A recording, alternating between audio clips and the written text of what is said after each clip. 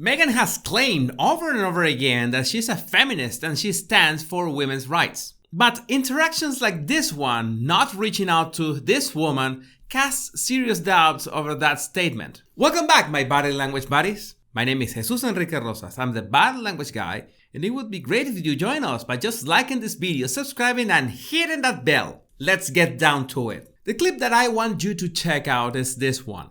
Meghan and Harry are talking with some attendants to this event, and at some point she just steps inside the group to greet the two men that were standing opposite her. I guess you noticed that in the middle of both greetings she turned around to see this woman and nodded without extending her hand. Now, to decipher this kind of riddles, we have to borrow a little from game theory that helps a lot with body language analysis, because there is always the possibility that Meghan had already greeted the woman before, so she did not need to greet her again. That would make sense, right? But there are a few contradictions with that. First, the fact that she nodded towards the woman or acknowledged her in the middle of greeting the two men. The fact that she nodded to the woman is because the woman is important or relevant in some way. Well, if she's in that circle of around 9 people, then you know that her rank or status will be similar to those around her. This is important to consider and part of the natural dynamics of a group. In every scenario that involves large groups of people, you're gonna see that these circles naturally form over time. And the size of the people circles always max out at 7 or 8 before they collapse into smaller groups. This is natural dynamics in human behavior because it's very difficult to have any relevant interaction between 7 or 8 people at the same time. Between 3 and 5, that's the sweet spot. You can use this information the next time you're at a meeting or at a networking event. If you want to enter groups and present yourself, always aim for groups of 3 or 4. That way, when you enter that group, it will remain stable. But I was also mentioning that groups will naturally form around people with the same rank or experience or status or fame, you name it. Of course, people that already know each other will naturally form groups too, so in any way or another, this kind of groups form with people that have something in common. So if this woman was in this group, it's because she's at the same level of everyone there. Again, this is natural behavior of groups. At some point, I thought that she could be one of the hosts of the event, as she could be introducing this gentleman and she's telling Meghan who they are or their names, but we cannot see her speaking. But if she's actually introducing them, there's no reason for Meghan to make such a long pause looking at her.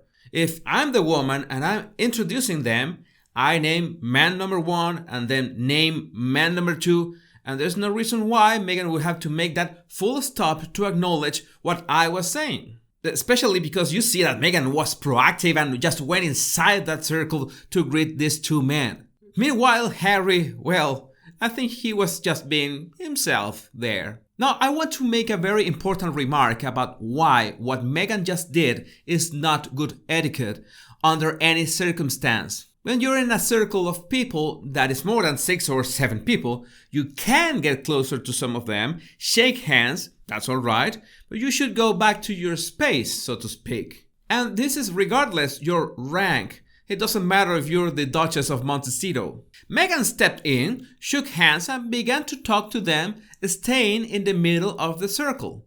When you do that, you're physically cutting everyone else out of the interaction. You're making yourself the literal center of attention, especially because you're effectively breaking the interaction circle.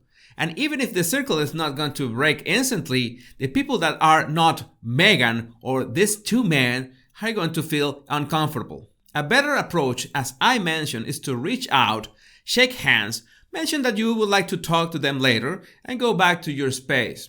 That is being a civilized person. And to prove my point, Harry gives a perfect example of how should this be done. He reaches out to shake hands with a man in the other side of the circle, and as soon as he does that, both of them go back to their places. That's how it's done. Shiny golden star for Harry today. Now there's this other gentleman to the right of Harry. Let's call him Blue Tie Man. He actually makes a gesture like he is introducing the second man to Meghan. But the fact is that Meghan was already facing and going for the handshake with the second man before blue tie man began the introducing gesture. Blue tie man could be the host in this case, or part of the team of organizers because he's beside Meghan and Harry, and it makes sense that he's presenting these two men. Now, I understand that this kind of interactions can be hard to follow, let alone analyze, especially if we don't know who most of the people are. But these exercises are important precisely because we need to be able to read a room in seconds. And I must confess that this was something that really triggered anxiety in me many years ago, because when I attended an event like this, the first thing that came to my mind was, I don't know anyone. And for an introvert, you know how taxing this kind of social situations can be. But in reality, you don't have to know the people. You just have to know how to read the room. Once you know how to spot these kinds of interactions, starting with the knowledge that you just acquired about groups and circle numbers, it makes so much easier to navigate situations like this. Of course, they can be really difficult, especially when you should keep track of the body language of many people at once. It is possible, but you should start with exercises such as this one, and making good use of body language signals like this. How Meghan treats people differently.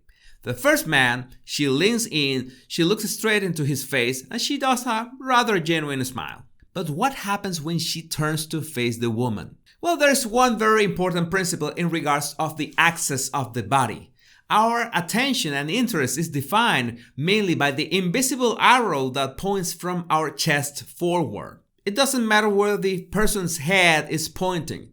Their attention and interest is defined by their chest direction. And this is especially relevant if the people are standing, such as this case. So Meghan acknowledges the woman, but just with her head. She doesn't extend her hand or turns her body in her direction.